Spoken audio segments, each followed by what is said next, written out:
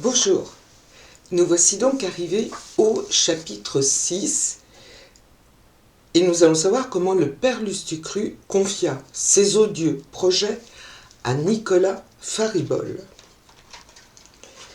Le père Lustucru chercha donc un complice.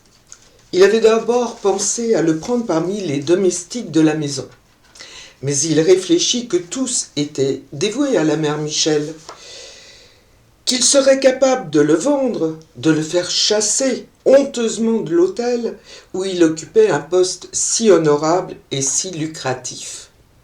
Pourtant, il avait besoin d'un complice. Dans quelle classe, de quel âge, de quel sexe, à quelles conditions devait-il le choisir ? Préoccupé par ces idées, Lustucru sortit un matin vers 6h25 pour aller se promener sur le quai. Quand il eut franchi le seuil, il remarqua de l'autre côté de la rue une grande femme sèche, anguleuse, vêtue de couleurs vives et discordantes. Cette femme avait les yeux creux, le teint jaune et cuivré, le nez d'un oiseau de proie, la figure ridée comme une vieille pomme de reinette. Elle causait avec un garçon d'environ 14 ans, couvert de haillons, mais d'une physionomie éveillée et intelligente. Le père Lustucru crut reconnaître l'étrange vieille sans se rappeler où il l'avait vue. S'il avait été moins rêveur, il aurait plus longuement fouillé dans ses souvenirs. Mais l'idée de se défaire du chat l'absorbait entièrement et il continua sa route, l'air soucieux, le front penché, les bras croisés sur la poitrine, les yeux fixés vers la terre, comme s'il en eût dû sortir, le complice qu'il désirait. Il erra ainsi pendant quelque temps, sans que la brise du matin rafraîchît son sang échauffé par les passions mauvaises, sans que la vue d'un ciel pur et le chant des oiseaux qui se jouaient au bord du fleuve éveillassent en lui ces émotions calmes et douces qu'inspirent aux bonnes gens le lever de l'aurore. Au moment où il rentra, la vieille femme n'était plus là. Mais son jeune interlocuteur était resté à la même place, assis sur une borne, le nez en l'air et contemplant l'autel de la Grenouillère avec une attention soutenue. Lustucru s'approcha de lui et l'apostropha en ces termes. « Que fais-tu là, mon garçon ? » « Moi, rien, je regarde cette maison. »« Je le crois sans peine, mais pourquoi la regardes-tu ? » ?»« Parce que je la trouve belle et que je voudrais bien y demeurer. On doit être heureux là-dedans. »« Mais oui, répliqua le maître d'hôtel avec emphase, on y coule des jours assez fortunés. Quelle est donc cette femme avec laquelle tu causais tout à l'heure ? » ?»« C'est Madame Bradamore. » « Madame Bradamore, la fameuse tireuse de cartes qui demeure là-bas, à l'autre bout de la rue. »« Précisément. Tu la connais ? » ?»« Un peu, je fais quelquefois des commissions pour elle. »« Ah, et que te disait cette vieille sorcière ? » ?»« Elle me disait que si je pouvais entrer dans l'hôtel en qualité de domestique, j'aurais une existence agréable. » Madame de la Grenouillère est absente, mon petit ami, et d'ailleurs sa maison est au grand complet. Quel dommage, reprit le jeune garçon en poussant un profond soupir. Le père Lustucru fit quelques pas comme pour rentrer, posa la main sur le marteau de la porte, puis il se retourna et revint brusquement près de l'enfant. « Comment t'appelles-tu ? » ?»« Nicolas Langlumé, comme mon père, mais je suis plus généralement connu sous le sobriquet de Faribol. »« Quel est ton état ? » ?»« Je n'en ai pas, mon père travaille sur le port, et moi je vis au jour le jour, gagnant mon pain comme je le puis. Je fais des commissions, je débite des hannetons, des merles et des pierrots. Je ramasse dans les ruisseaux des clous que je vends sur le quai de la Ferraille. J'ouvre les portières des carrosses de place. Je pêche des bûches dans la Seine. Je chante des couplets sur le pont Neuf. J'allume des lampions à la fête du roi. Et je joue quelquefois les monstres au théâtre du sieur Nicolet. Tous ces métiers-là, monsieur, n'en valent pas un seul bon. Et j'ai bien du mal à manger tous les jours. Tu m'intéresses, repartit le père Lustucru, et j'ai bien envie de te faire une position dans le monde. Dis-moi, Faribole, as-tu du goût pour la cuisine ? Parbleu, j'aime les bons morceaux, mais mes moyens ne me permettent pas. Je ne te demande pas si tu es gourmand, Maroufle. Je te demande si tu as du goût, des dispositions pour faire la cuisine. Je ne sais pas, je n'ai jamais essayé. Eh bien, Faribole, je te donnerai des leçons. Viens, suis-moi. Je t'équiperai et t'entretiendrai à mes frais en attendant l'arrivée de Madame de la Grenouillère. C'est une bonne femme. Elle te gardera sans doute. Mais dans le cas contraire, ton éducation sera commencée et tu pourras te placer ailleurs. Vous êtes donc de la maison de Madame la Comtesse ?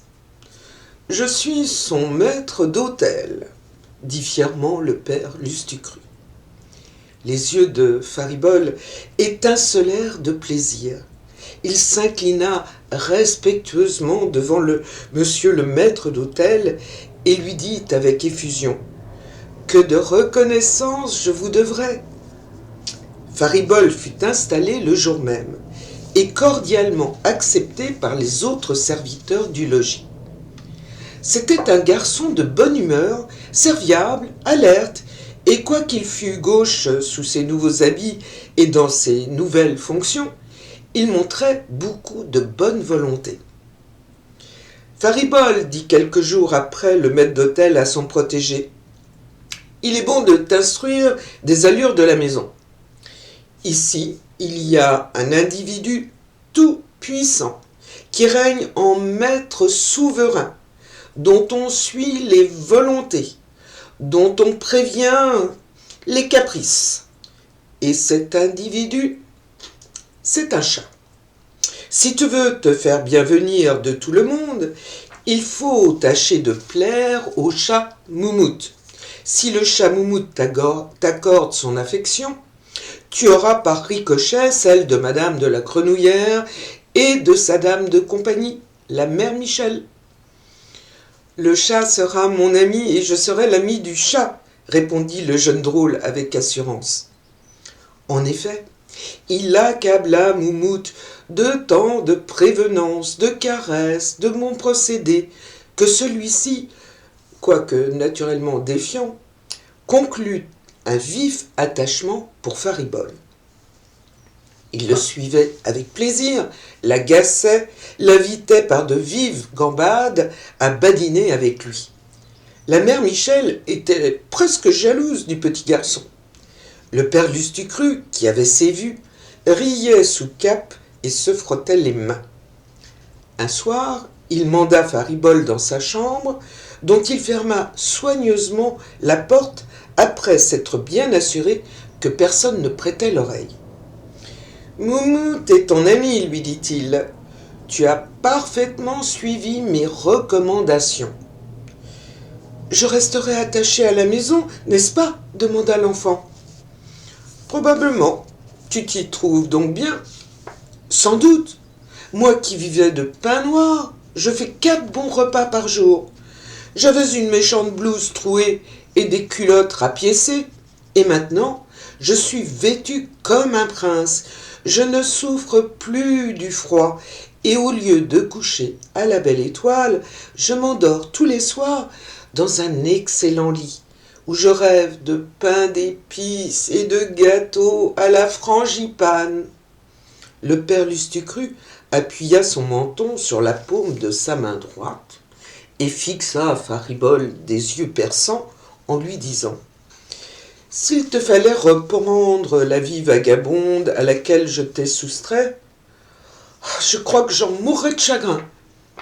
Tu ferais donc tout pour conserver ta position actuelle ? Je ferai tout, tout. absolument. Eh bien, voici ce que j'exige impérieusement de toi. Moumoute te suit volontiers. Tu l'attireras demain dans le jardin à la nuit tombante. Tu le mettras dans un sac que j'ai fabriqué tout exprès. Tu serreras les cordons du sac. Et puis, dit Faribole, qui ouvrait de grands yeux, nous nous armerons chacun d'un bâton et nous taperons sur le sac jusqu'à ce que mort s'ensuive. Jamais, jamais, s'écria le pauvre garçon, dont les cheveux se hérissaient d'épouvante. Alors, fais ton paquet bien vite et va-t'en. Je te chasse. Vous me chassez, reprit le jeune Faribole en levant les mains au ciel. Je ne t'accorde pas 5 minutes pour décamper. Tu dépends de moi ici, uniquement de moi. Le malheureux Faribole se mit à pleurer et le maître d'hôtel ajouta avec un accent farouche. « Allons, pas de grimace, quitte tes habits, reprends tes guenilles et disparais. » Après avoir prononcé ces mots, Lustucru tira d'une armoire les misérables vêtements que portait Faribole le jour de son installation.